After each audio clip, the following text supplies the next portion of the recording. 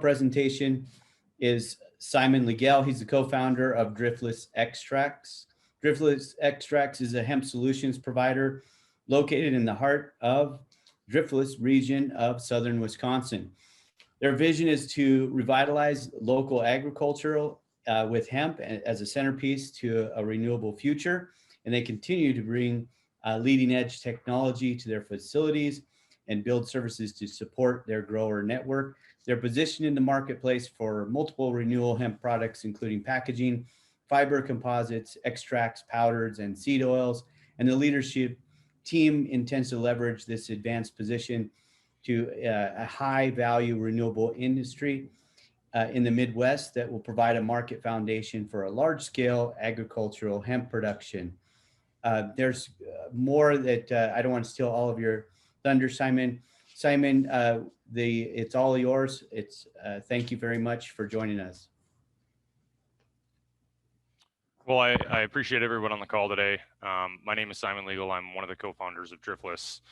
We're off to the races in the renewable materials game.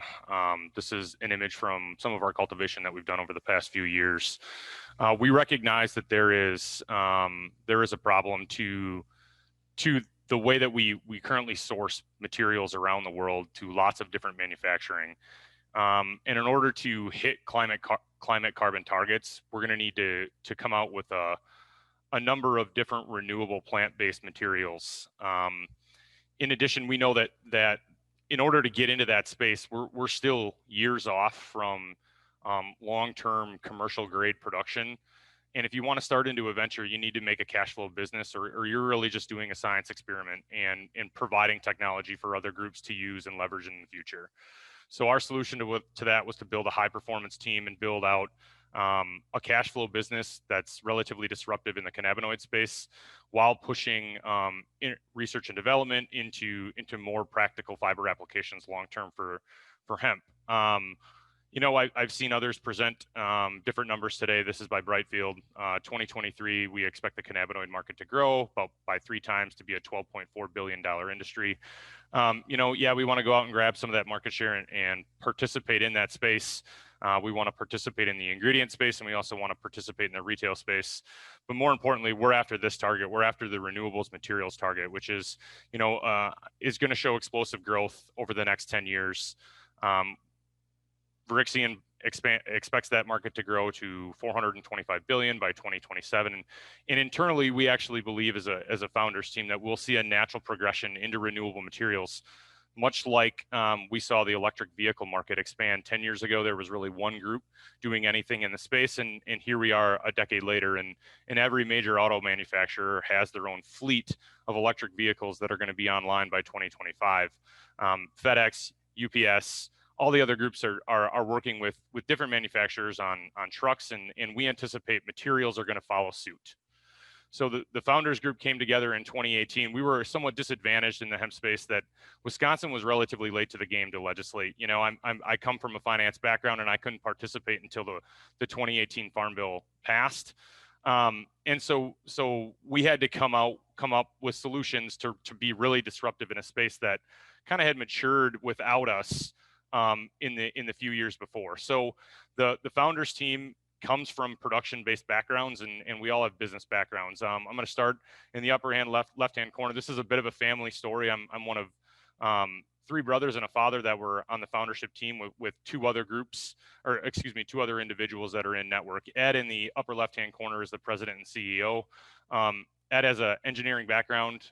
He worked for a group out of Madison, managed 50 engineers across the country, big water-related infrastructure projects, think breakwaters, harbors, $50 million CapEx projects. Ed brings a pretty corporate atmosphere to Driftless and allows us to participate when we go ask some of these larger, big brands for their ingredient supply chain. Mike there right next to Ed has a background in software. He wrote safety critical systems embedded code for aerospace and defense. He wrote for Boeing. He wrote for Airbus. Mike keeps teams on time, on budget. One thing we're pretty proud of is our efficiency in the business thus far. About 21 months, we had positive EBITDA in the first year. We're aiming to do that again this year. All the way to the right there is Ed Senior.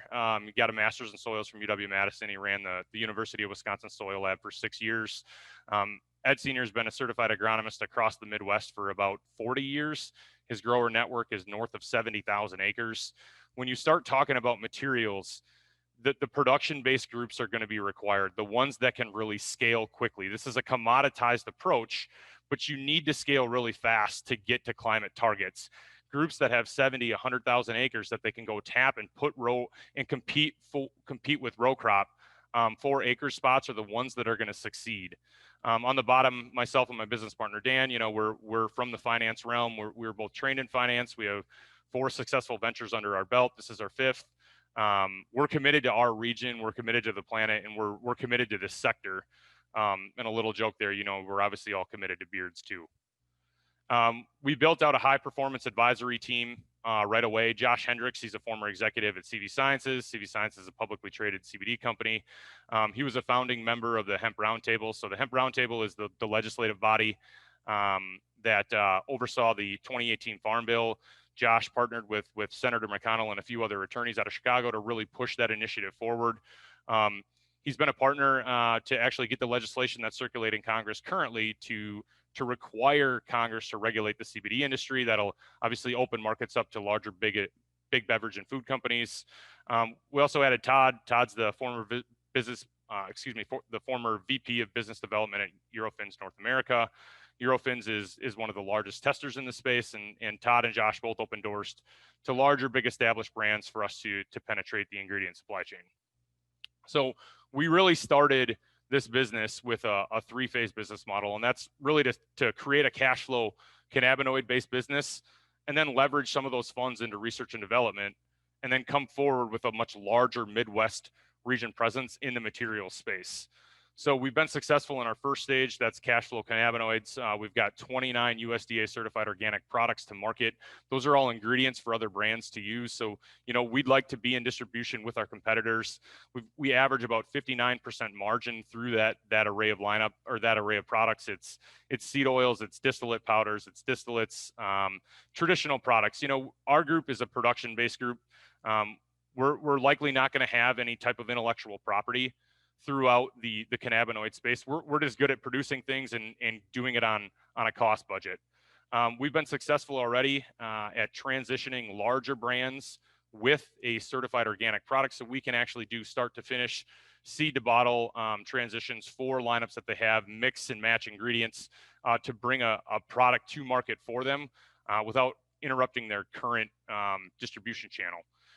Our ag facility, everything we set up is continuous feed. That way we can do big, large lots. We're trying to be disruptive and partner with Club Pack. We're not going to try to partner with niche CBD shops. That really isn't in our business model. We want to provide big, large volume lots. When Costco, when Sam's Club, when Target decide they're going to have their own internal retail brand, how can they get a really, really premium product at a competitive price? Our labor costs year over year from 2020 to 2019 reduced by 75% in one growing season. We were delayed on equipment. We didn't incorporate until 2019. So we had to figure out some problems. In late 2019, we were able to create significant efficiencies in that first facility we built out year over year. One thing that kind of separates our group is we classify the plant immediately. So we classify into 3 different pieces. That way we have 3 different revenue streams: flower and leaf material that you can create cannabinoids off, but then we're also after core and bark material too. We have markets already established. We're going to be on 3 DOT projects this year with Bass material. We have a large open order on core products. So we're developing markets all along the way for that larger materials game. There's unfortunately a day of reckoning coming for most cannabinoid-based production companies. Dual crop cultivation is going to lead to significant efficiencies in the commercial side.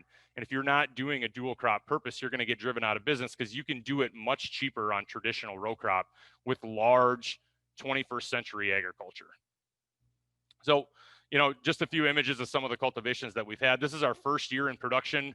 We obviously care about quality. Everything you see here is certified organic. It was our first time growing anything organic. And it just kind of shows the professional nature of our group. some of the equipment we have installed. This is how we built out our first facility. We're going for really a big production-based volume group. I talked about Club Pack. That's our end target producer. We brought in the same amount of material that we brought in 2019. We did it with 5 people compared to 25 people out of this facility in 2020.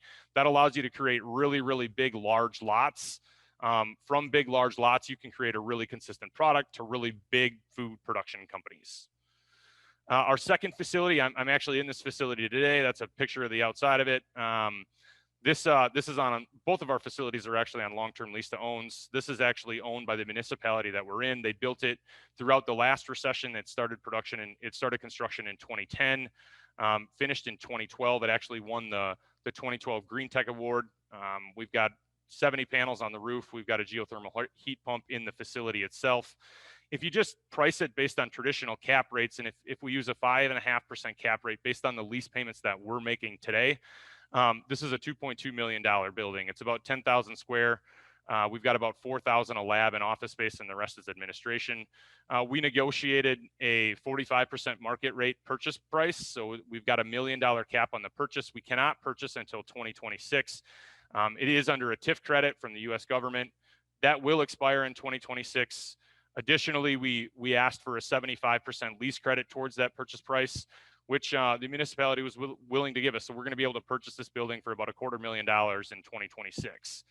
The municipality has supported us in a number of different ways.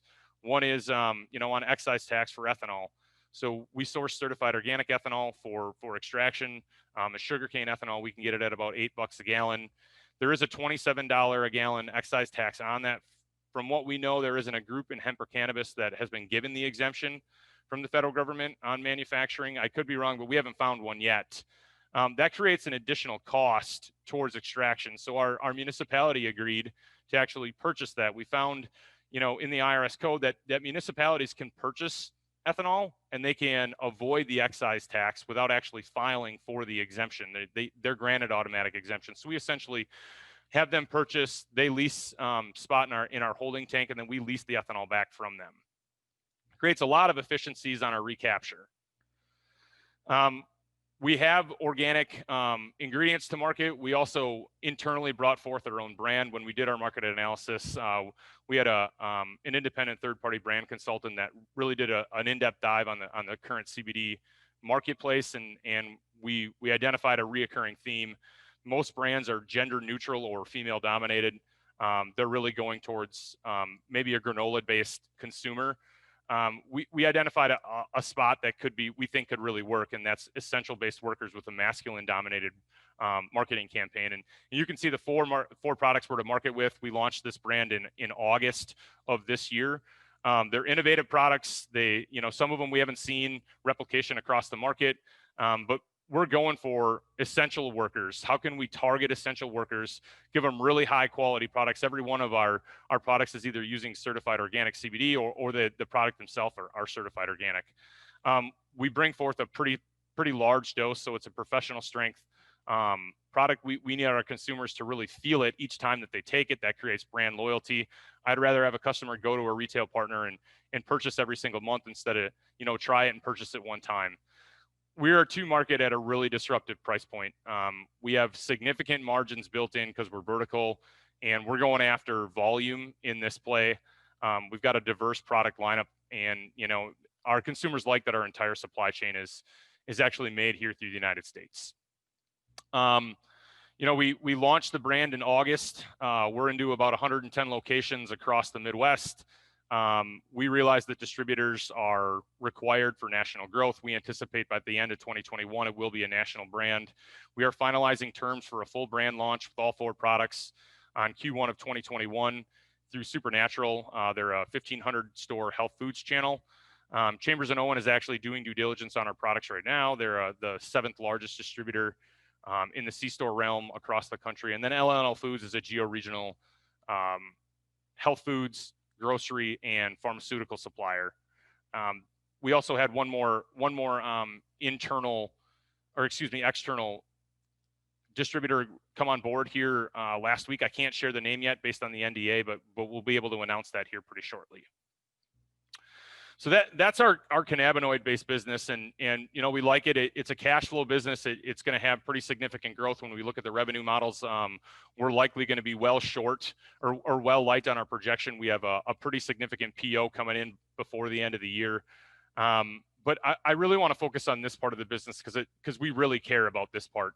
You know, a 3-phase business plan is a cash flow model first, do R&D, and then come forth with a much larger project. And we're capitalizing on the second part of that. So we filed our own 501c3 in Q4 with the IRS. It's called the Wisconsin Hemp Technology Accelerator. And the long-term plan for this entity is to be housed at our facility, run by PhDs from local universities, and then really harbor technology growth and acceleration inside our facility. That'll allow our funding partners to really capitalize if there aren't opportunities in current large production manufacturers where we can just sell them intellectual property. It'll allow our financing partners to maybe have a leg up when they're financing these kind of emerging products that are going to come to market. The first stage of the 501c3 will be to go out and grab grant money and research money. We're going to have pretty large deposits in Q1 of 2021 from the state of Wisconsin and a couple other groups that will fund a pilot line decortication facility within our region. Simon, you have 10 minutes remaining for Q&A. Great, thank you. We want to use these targets. We want to use this pilot line to really push commoditized products out to the market and develop internal products that we can then sell to our larger manufacturing base in Wisconsin. We have good partners on research. So the U.S. Army, their TACOM department provided us a collaborative research and development agreement. Their light tactical division, those are manufactured relatively close to our proximity. They have a whole host of products that they'd like us to help develop with them. We co-sponsored an SBIR grant with Hanna Dynamics for a U.S. Navy composite application. DoD actually provided us a warm introduction to Ford. Ford is monitoring what we're doing with our research in-house. If you get anything out of today, this is what we're going after. We're going after the sustainable manufacturing market. We think that you can create opportunity for clusters of economic growth, a marriage between agriculture and manufacturing, and then sell that story to your end consumer. The more we can create a sustainable product for manufacturers, the more PR they get, and it will create this natural transition that we saw in electrification of transportation. Just a quick slide. If you plot our expenses and our revenue, you can see the mean trend line shows we are profitable, and we intend to continue down that process. You know, we brought forth the company, and we all have business backgrounds. We need a really efficient, profitable company in order to be able to fund the R&D that we really want to push forward and go after the big dollars. We filed Rule 504. It's a 300 unit minimum, $1 million round. We've got a $12 million pre-money val. We raised 3.25 prior to this round. We've got about 300 in the door on this $1 million round. We opened it a couple weeks ago. The use of the funds, so it's going to be the majority of the funds are a CapEx installation here in the facility I'm in. We're going to bring in the back end. Currently, we're paying for contract manufacturing. We're going to bring that back in-house. We can create efficiencies anywhere from 50 to 70%, depending on what the end product is. You can see we've got much more detailed lineups if individuals want to see them on each one of these costs. And then our pro forma, positive EBITDA in the first year of incorporation. We anticipate the revenue number for 2020 is going to be light based on this PO we're going to get here in a few weeks. And the PO for 2020 is actually about, it's a $2.8 million PO for 2021 with 5x growth in 2022. All these numbers are really, really, really low for our pro forma. We did that on purpose with the anticipation that maybe FDA won't be required to regulate the cannabinoid space. If they are, we're going to be out there to go out and grab significant market share. All right, I'm going to open it up to Q&A. Thank you, Simon. Great job. Simon Liegel, co-founder at Driftless Extracts. As we're opening it up, so as a reminder, if you have a question, if you've joined late, if you have a question for one of the presenters here today, use your Q&A at the bottom of your Zoom app. You can type your question in and it will come up to the panelists. As we're waiting for the questions to come in from the audience, I want to go to our investor judges with some questions. It looks like, Terry, you look like you have a question. Yes, Simon. Great presentation. Love what you guys are doing. The money that you've already raised, is that in debt or is it equity? What's the structure currently? Yeah, that is all currently seed round equity. We have a couple different local banks that we're participating on leverage for some of the equipment, but yeah, that's all current equity, seed round. And real quick, are you guys looking to get into the agricultural space at all for feed, cows, pigs, that type of stuff with any of your leftover products, or you can go after that market? Could you repeat the question? I'm sorry, I didn't hear it, Terry. I'm sorry about that. Are you guys looking to get into the agricultural side for supplying feed for livestock? Is that another area you're looking to? So as soon as we get good sound guidance that you can provide feed additives, yeah, certainly we want to provide it. And on two sides of the plant, both in the cannabinoid space, but also on the fiber side, you can create good, robust filler in feedstock for animals using a couple different parts of the plant. You don't know this is row crop, you said earlier. Yeah, so that's really our background is row crop agriculture, big scaled, you know, think GPS guidance, large equipment, big installations. That's really the only way you can go out and land in the cannabinoid space, a group of club pack size. If you want to go after club pack, you need a big, consistent lot. We got a grande white chocolate mocha. And then I want something. Jim, can you please mute yourself? What was that last part? Our question was, Josh, did you have a question for Simon Liegel? I did. I had a question about the secret sauce. So you had mentioned that you had the probability of working with military and or Ford, wondering with a lot of other entrepreneurs and inventors coming up with textiles and carbon fiber. What is the secret sauce, and how would you be able to kind of appease investors into knowing that that might be something that could work out? Yeah, I mean, DoD has actually been on site with us twice, so they've visited our facilities already. They're interested in the research that we're doing. I do want to say that we're not, you know, I have a finance background. I'm not going to be a PhD in polymer science. We partner with PhDs in polymer science. So the individual running the 501c3, he's got a PhD in mechanical engineering and polymer science. He got his master's in mechanical engineering from Cornell. He's really, really well known through the space. He's actually consulting on, I'm not sure if you're familiar with the two really large fiber projects that are going in installations across the country. One's down south, one's out west. He's a lead consultant on one of those projects already. So our job isn't really to create, to be the specialist, but instead build a high performance team, and we can bring those specialties in the name of Driftless products, or bring a manufacturer to the table, do the research in-house, and then sell the IP to a local manufacturer where we can provide the raw material to get that up the chain to really monetize the product.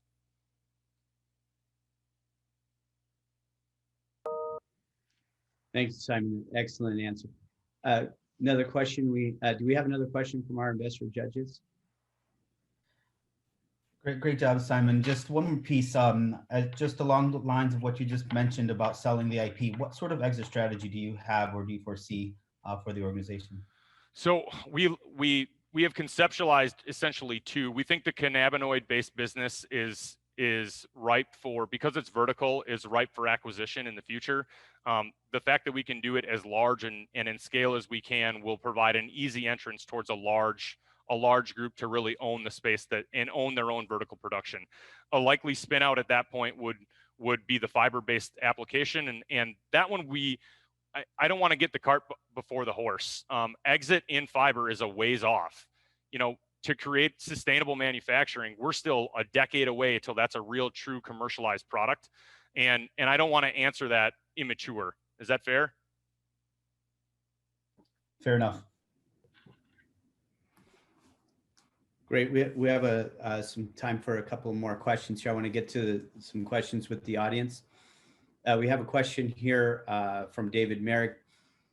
Are you planning on on building materials such as hempcrete or flooring or other materials such as that?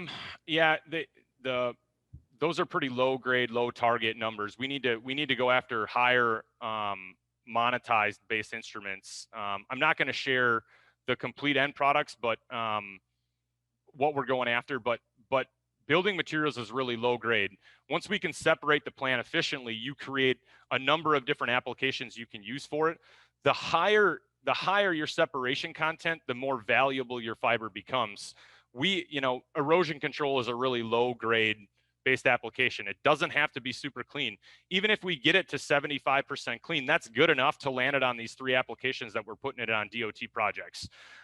That's a compelling story to sell to your state legislators when you're going after research dollars, that we're on a DOT project and we did it with pretty low grade fiber. The better grade fiber are going to be used in much more industrial applications. Building materials can be one, but hempcrete is really low hanging fruit, and it isn't easy to monetize. That's a commodity based approach. If you go more into the woven space in an industrial scale, opportunities open up. The reason DoD wants to understand how to incorporate this into their production is twofold. Number one, they are really concerned about domestic supply chain. They need it for national security. Everything has to be produced in the United States. But number two, DoD is they're